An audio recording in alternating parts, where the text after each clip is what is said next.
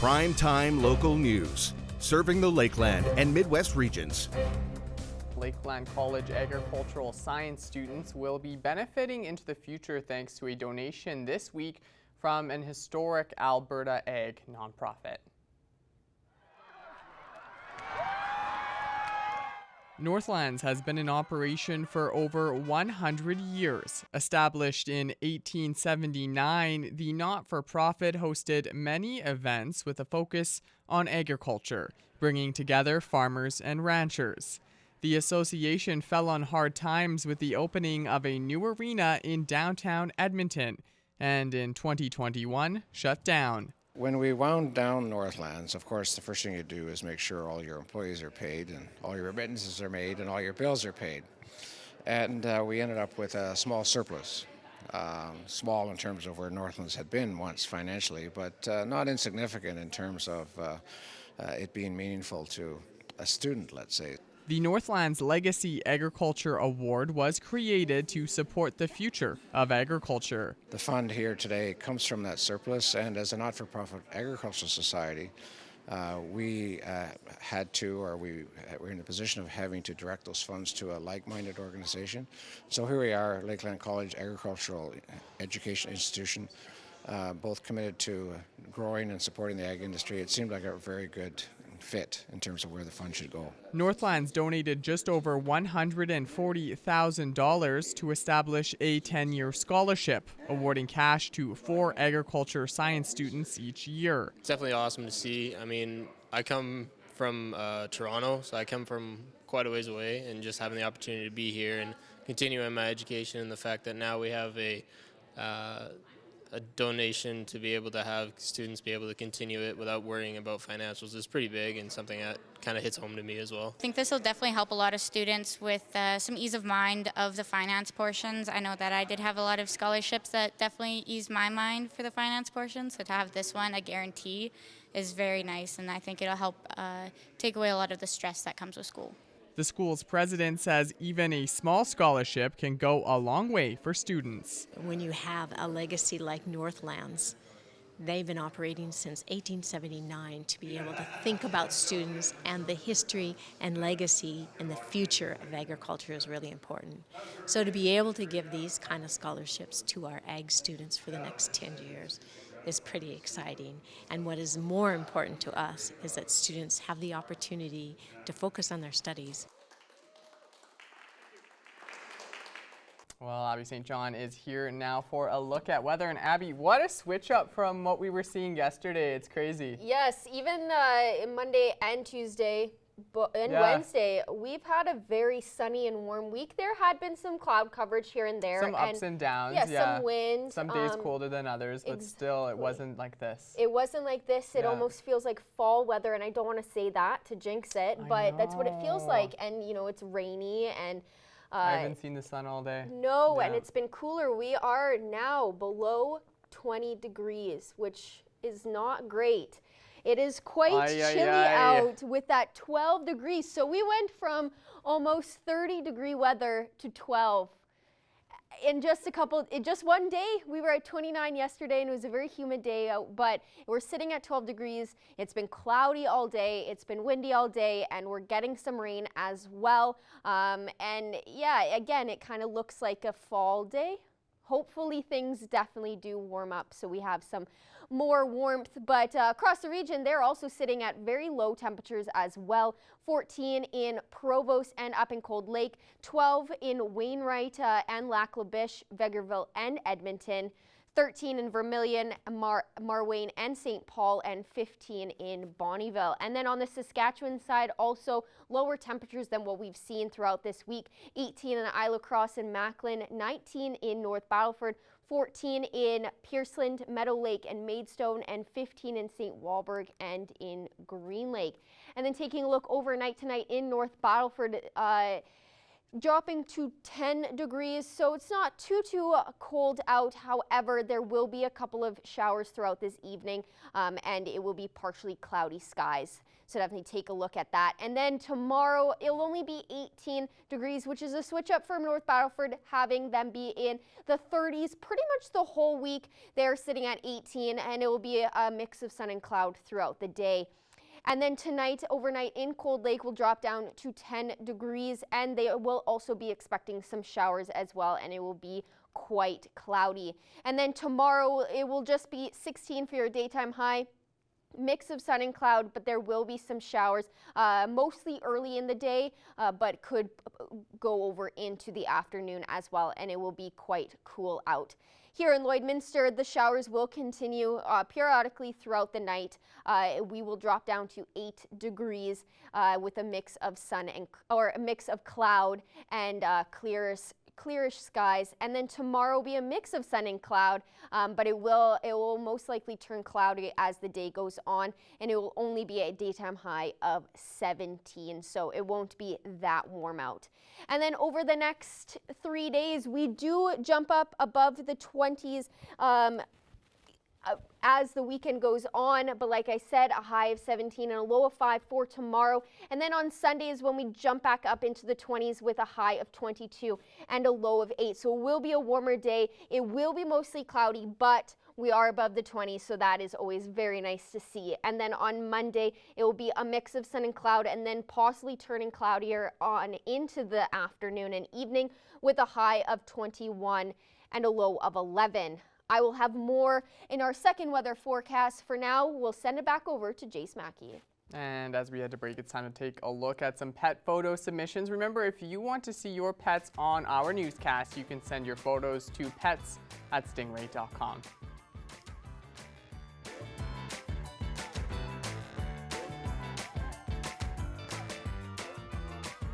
We want to see your pets. Send photos of your pet and their name to have them featured on Pet of the Day.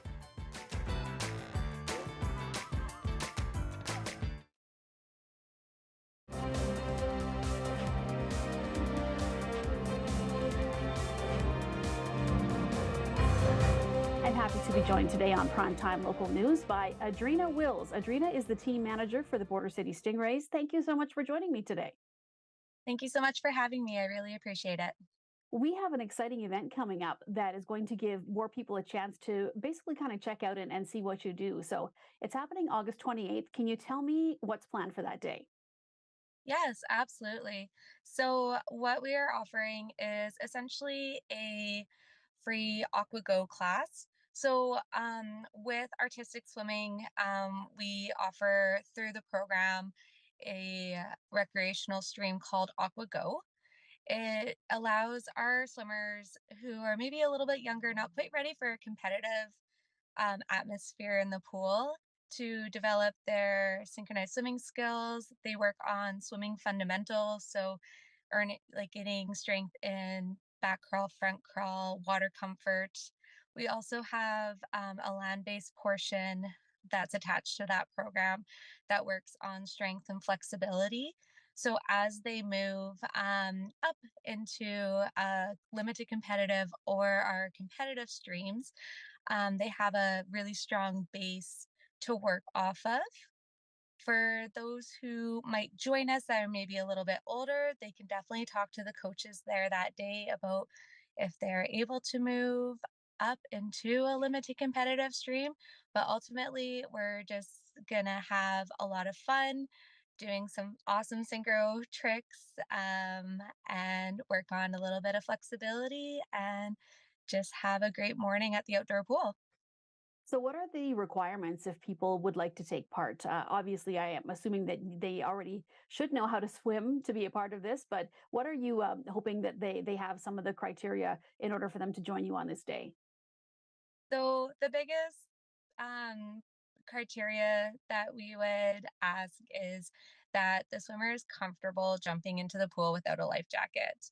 The AquaGo program is set up very similar to swimming lessons, where it is a leveled program. So should they enter it after our free session, any deep water activities, we definitely safety first offer our swimmers to wear life jackets. But as we are working in the instructional pool or like at the outdoor pool, there is a drop off. There is no separation between the deep end and the shallow end kind of idea. It's not a separate pool. Just that water comfort of jumping in without a life jacket and having some previous swimming lesson experience as well, just so then it's a base understanding of what we're asking. There's not really necessarily an age restriction either. Um, but if families have more questions, they are more than welcome to reach out. We can kind of go over individual specifics then for them as well. So what time does this start on the 28th, and how long does it go? And do people need to bring anything with them? So on the 28th, we are going to meet at 9:30 at the front of the Lloydminster outdoor pool. We're going to do a half hour of stretching and warm up to get the bodies all ready to jump in. And then we are going to be in the water from 10 till 11. Swimmers will need to bring a swimsuit. For our female swimmers attending, we do prefer a one piece, just that two pieces can get a little bit caught up in doing the tricks. Um, if you have goggles, definitely bring them. We, if you have a swim cap, you can bring it. We just ask that hair is pulled back, and we would have nose plugs available for some swimmers who might need that as well. Is there any charge for this event, Adrina? No, this event is free of charge. We, as the Border City Stingrays, want to let Lloydminster know that there's another option out there for your swimmer who maybe is beyond swimming lessons and doesn't, but still loves dance and gymnastics and those type of activities. And this program is also open to boys and girls. We would love to have more male swimmers in our club, and we know that they love doing tricks just as much. So we'd love to foster that with them as well.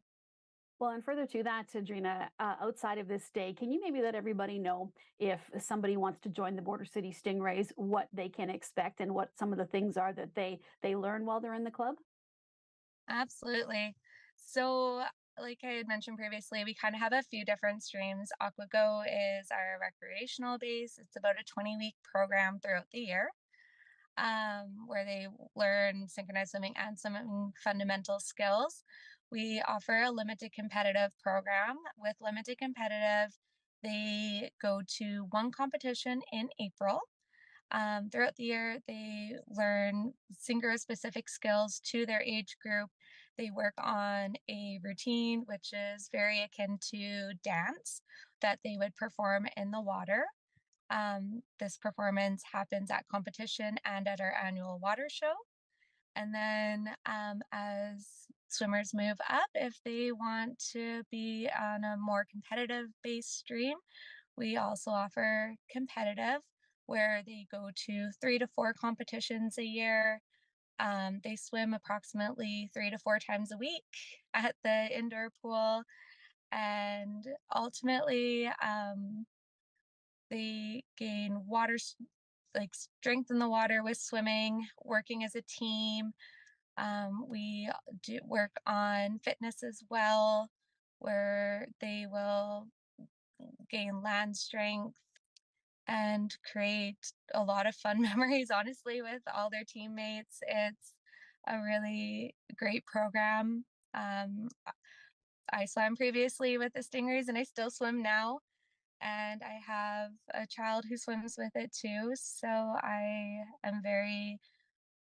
love the family feel that we have with our club and the team element that is really strong with us. So everything else I feel is a bonus. It's more about just getting kids out there and having fun and working together as a team to perform these amazing routines that they learn throughout the year.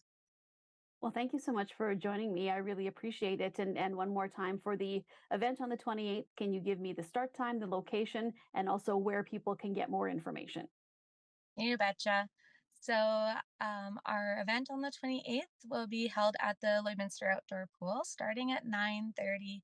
We will meet outside of the pool, do some land-based training and stretching, and then in the water from 10 till 11. And if you have any questions or want more information in regards to registering your swimmer for this event, you can reach us at our email address, bcssynchro@gmail.com. And if you have any further questions from there, we'll definitely get back to you and answer specific base questions. All right. Well, thank you so much for joining me today. I really appreciate it. Thank you so much for having me. I really appreciate the time.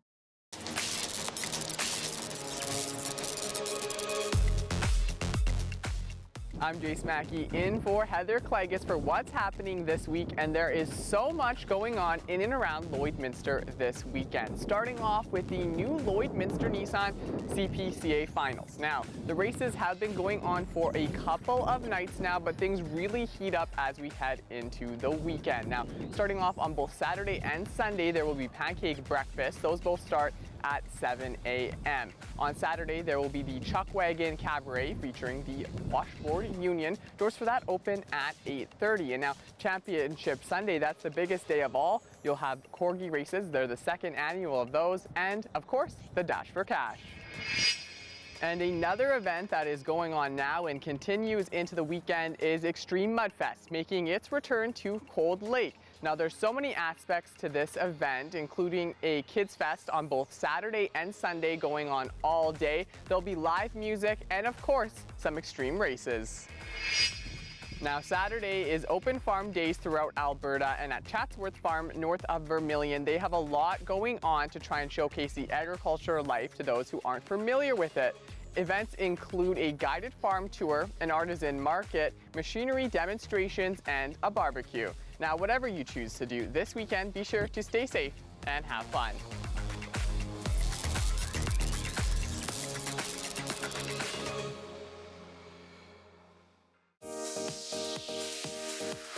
What's Happening is brought to you by Northern Factory Workwear, Circle Drive East, Saskatoon, and Highway 17 South, Lloydminster.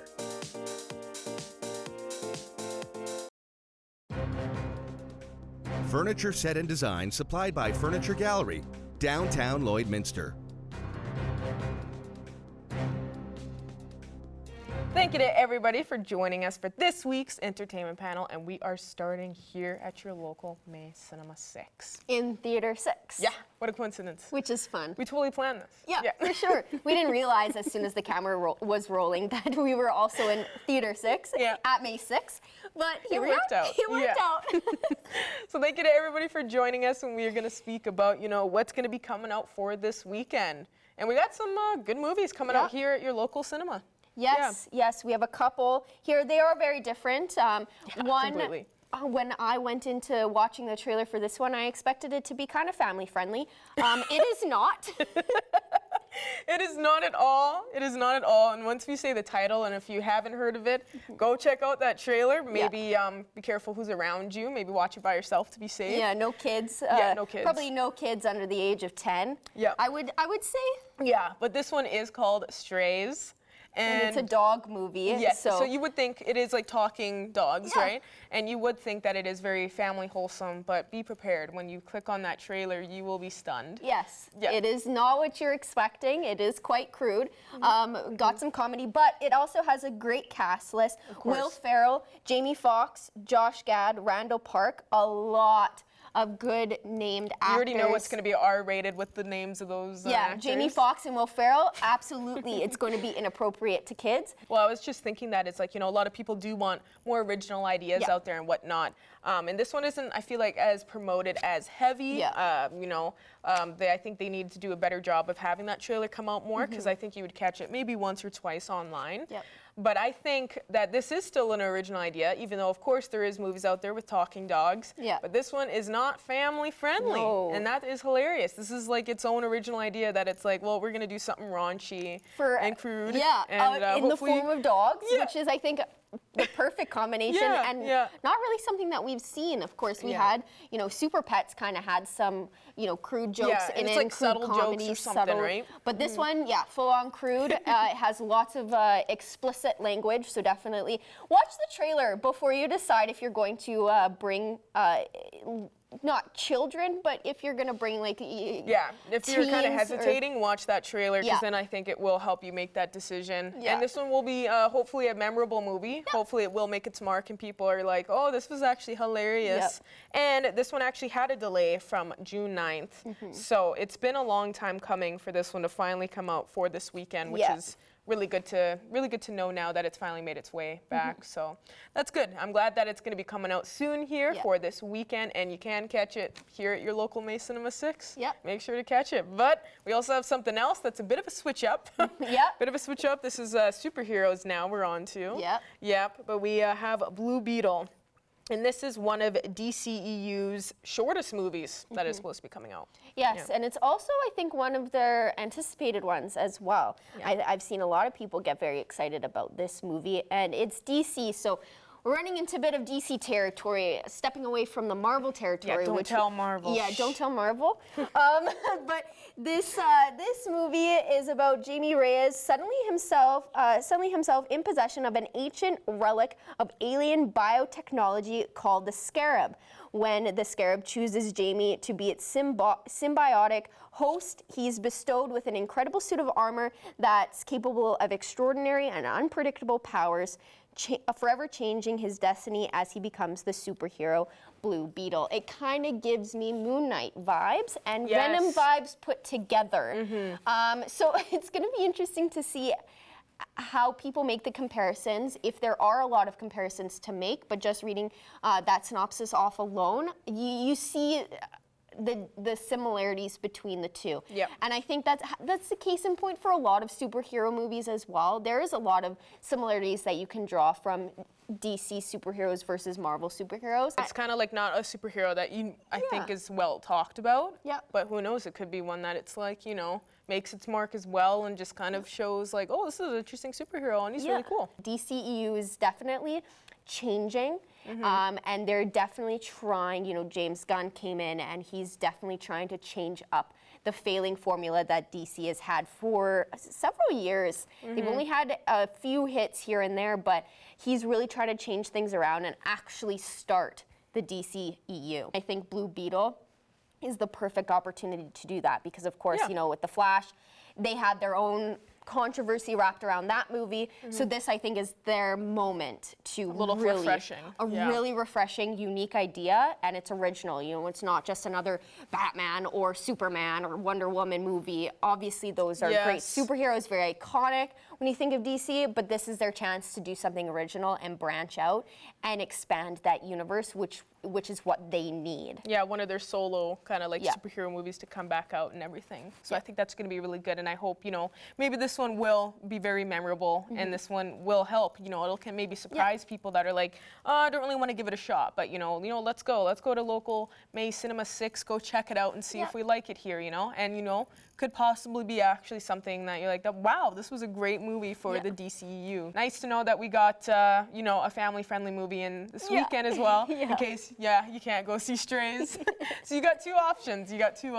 Which are very good options as well, and even if you want to see them both, I think that's a good idea as well. But they will be in longer than just this weekend, so you will have a chance to see them in the upcoming week. So I'm very excited. I guess, who you're going with and families and whatnot. So we'll see. But make sure to come check them out here this weekend. And if you have a little bit of time after that, here at our local May Cinema 6, they got some good stuff here. But that's all the time we have for this week's entertainment panel. So thank you to everybody once again for joining us here at your local May Cinema 6. Now, Abby, with the weather we're seeing tonight, might be the perfect time to head on down to May Cinema and watch a movie. Hey? Yes, for sure. And as you saw, we have two that are coming out today. And also, there's other movies that are still in theaters that you may have missed too. You know, Barbie and Oppenheimer are still in theaters. The big two right there. Yes, the big two. Meg 2 is also there, Teenage Mutant Ninja Turtles. So definitely, if you're interested in not staying home on a Friday night, definitely check out May Cinema 6. They will have something for you, or for the family, or for a date night. I think there's something for everyone. And get the popcorn, get the snacks, just enjoy the show. The whole experience. You know, there's it's lots of different genres of movies to choose from, which is always really nice to see because, you know, everybody has their own favorite genre of movies that they gravitate towards more too. So when there's a whole mix of listings at the theater, that always makes it fun to choose, or if you're going with a group, you can maybe split up or something like that. Exactly. If, do a double feature maybe. I think this summer has been pretty good for us. Obviously, you had Barbie and Oppenheimer coming out as those kind of big blockbusters, but there seems to be a lot of fun movies coming out, so it's exciting to see the content that's out there this summer. Yes, I agree. And like you said, with the weather, it's the perfect opportunity because we've had such great weather. You don't want to be inside, so this is definitely taking the opportunity to go out and enjoy the theater. And on the other hand, too, it's going to warm up a little bit, too. So if it's a little too hot for you, you don't have AC, then you have a chance to go in there and enjoy the air conditioning as well. The fans are always going when you're watching a movie, so I think it's pretty comfortable, especially with the hot weather. You have no excuse not to go and see a movie this weekend. That's all the time we do have for this edition of Primetime Local News. Thanks for being with me this week, Abby. Shelby will be back on Monday, and we'll see you then.